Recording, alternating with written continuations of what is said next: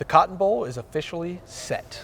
Number 7 Ohio State against number 9 Missouri in the Cotton Bowl. Big Ten versus SEC. Should be a good one.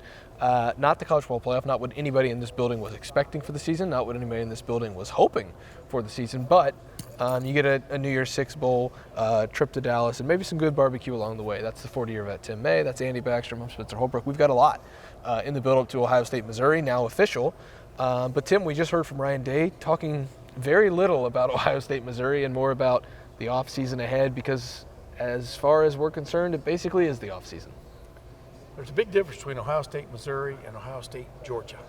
Yeah. In terms of conversation with a head coach of a team that didn't make the college football playoff, but is still playing in a premier postseason game, the Cotton Bowl, on December the 29th.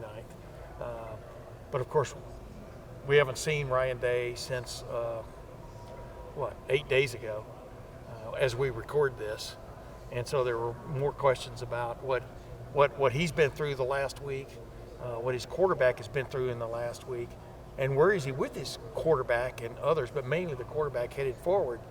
And I'll be blunt. That was not. We did not hear a ringing endorsement of Kyle McCord after the first 12 games. For sure. But you're saying what's my first take is. It looks like the quarterback competition is going to be rejoined. Like we talked about earlier last week, I thought if Devin Brown had not gotten hurt when he did, they were going to throw more and more Devin Brown into the mix as the season went on, just to, if anything, get him ready to play. And I think this bowl practice is going to be, I wish we could watch every practice. Yeah, that's got to be where we start with this conversation with the quarterback, because that's what everyone wants to know, right? And I think it's really interesting now, because what does Ohio State do in this next 3 weeks, but also what do they do in the offseason, and what goes hand in hand with that? Who enters the transfer portal? Ryan Day mentioned not just the quarterback position, but like all the positions on this team.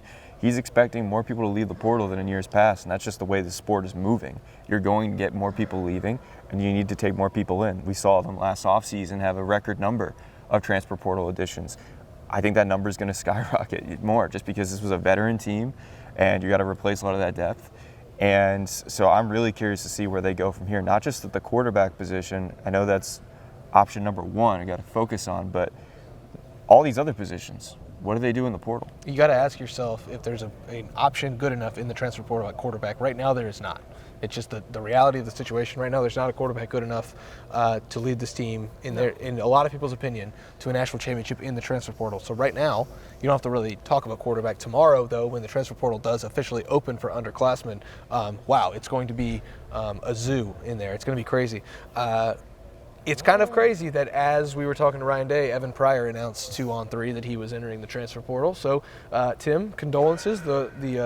I'll play taps over our voices for you. Hey, I give guys shots, in my opinion. I think a guy deserves to get a legitimate shot, one form or fashion, before he moves on. Whether Evan Pryor got that or not, that's for other people to say. But you got 3 running backs coming in of repute. Mm-hmm. Sometimes you just got to read the handwriting on the wall. But Dallin Hayden's going to be leading the group. If Travion does what we expect Travion to do, right? Mm-hmm. I understand those moves. I understand Cam Martinez. Cam Martinez reached a certain level with this football team, and really, where was he going to be going forward? Yeah. So you understand that. Vic Cutler was an experiment that didn't quite work. Let's put it that way. I think if you get 1 out of 2 offensive linemen transfer and one of them becomes a starter, you've done a pretty good job in the transfer portal. So Josh Simmons, kudos to that. So, but that's why I asked Ryan, are you guys going to be interested in getting a quarterback in the transfer portal? And, of course, he gave the roundabout answer of they're going to study everything and all that kind of stuff. But that'll be interesting to watch because, like you just said, we can sit here and whatever you want to call it, gripe, what are the words, dissect Kyle McCord from one end to the other, and Devin Brown and Lincoln Keenholz, all we want, and Aaron Nolan's coming in. 4 is a pretty good number if you keep 4. They're not keeping 4. Well, yeah, but everybody was saying Ohio State's not going to the Cotton Bowl, was telling me that, and I go, man, I got a feeling Ohio State's not going to the Cotton Bowl, but I finally acquiesced and said, okay, Orange Bowl, they're going to the Cotton Bowl. You never know what's coming around the corner.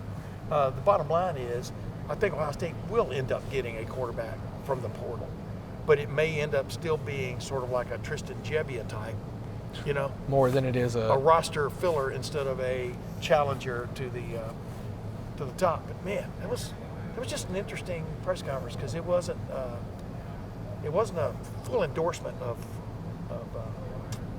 Cal McCord. There are more people in the transfer portal as well. Mari Abor already in the portal, along with Kim Martinez, Vic Cutler. The list is going to be too long to name.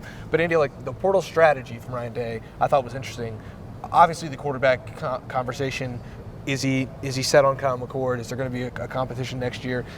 We have a long time to dissect that. But like Ryan Day talked a little bit about the transfer portal strategy, Andy, and how they were more aggressive last year, and you have to be in this day and age. And I asked him about becoming numb to guys leaving, and it seems like the Buckeyes are embracing the portal more this year than they did last year, and they did it more last year than they did in previous years. He said it's inevitable, and I agree with him. You either adapt or, you die off. That's the way it works in this sport, and things are changing every day. He also talked about the 12-team college football playoff, and he was very adamant that that's not changed the way he looks at the game against Michigan. He said, it should. I mean, I agree with that, but,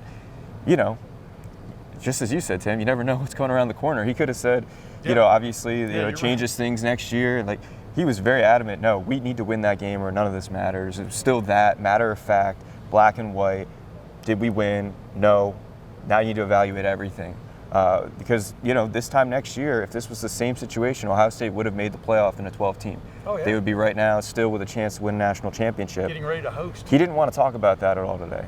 He wanted to talk about how they came up short. And, he was even asked questions revisiting certain situations in that game, the 4th and 2. He still stands by that field goal call. He still believes that was a good decision. He said it would have been viewed as a better decision had that kick gone through the uprights.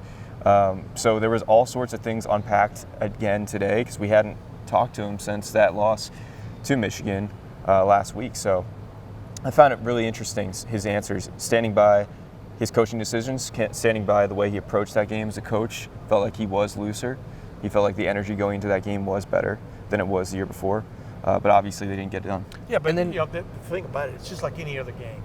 A couple of plays taint your memories or your analysis of games. You know what I mean? A couple of plays will do that. Yes, at the end of the first half, like he said, if you told me we're not going to make that, of course he'd go for it on 4th and 2. It's just people live in the past, but you got to live in the past a little bit. But I don't know how much you live in the past on that game because Michigan's going to be so much different next year than it was this year. No, it is. It's going to be different. I mean, Ohio State lost that game by 6, not by just getting blown out in the second half, but they lost the game. What should be paramount in his mind, and I was going to ask this, but forgot it because I'd already asked 4 questions. They've gotten beat by Michigan 3 straight years in the second half of the game, and pretty much in the 4th quarter, but definitely in the second half. That's the common denominator, is you didn't have what it took in the second half to win the game, whereas it was the opposite of that in the previous years.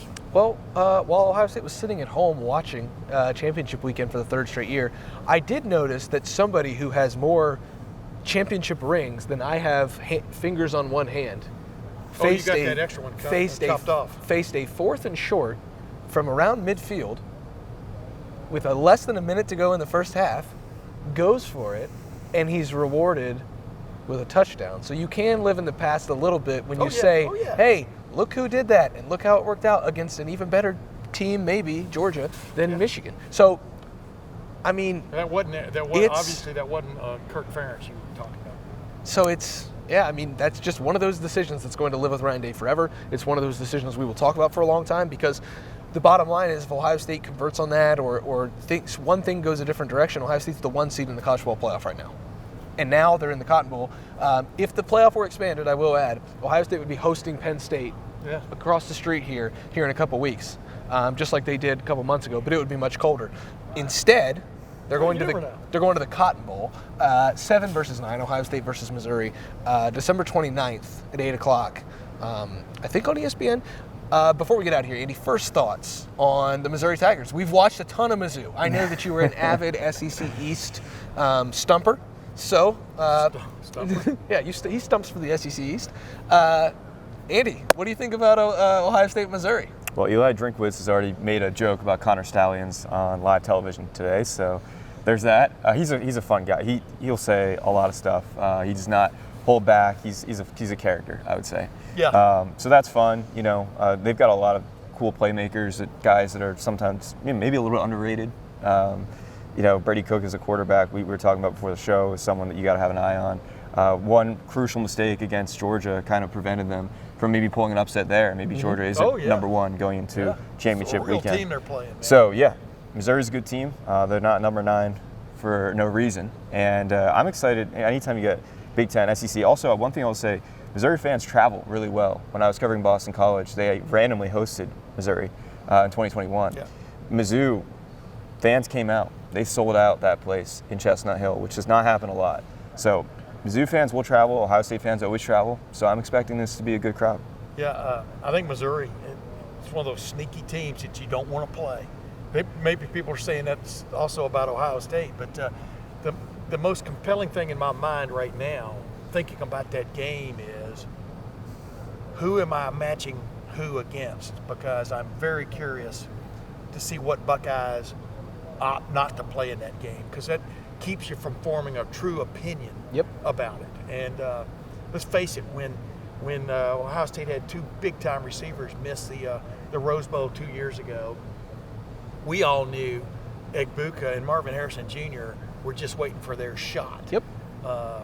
We all know that Carnell Tate is waiting for his shot. And it's funny because they were about as little used as Carnell Tate was this year. You know what I mean? Even less so. Even less so. So, you know, tell me who's playing first. Is JT Tuimoloau playing?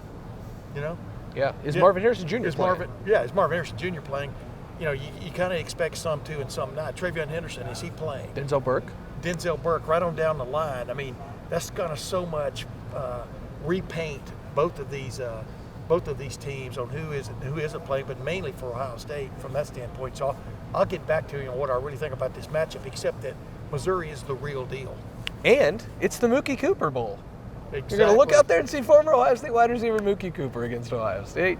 I think I used to DM with his mom a few times. I mean, whoa. Now he's at Missouri, and we're going to cover the game. Credential requests are already in, so that means Tim May, the 40-year vet, he's making the trip to Arlington, to Jerry World for Ohio State, Missouri. Andy Backstrom is as well, and me, Spencer Holbrook, will be down there on December 29th, and the week leading up to that for Ohio State, Missouri. I got to interrupt you on one thing. Did they get the top 4 right? Just your quick take. No. All right, who should? No big instructions. Who should have been? Who should have been out? The games have to matter. Florida State should have been in.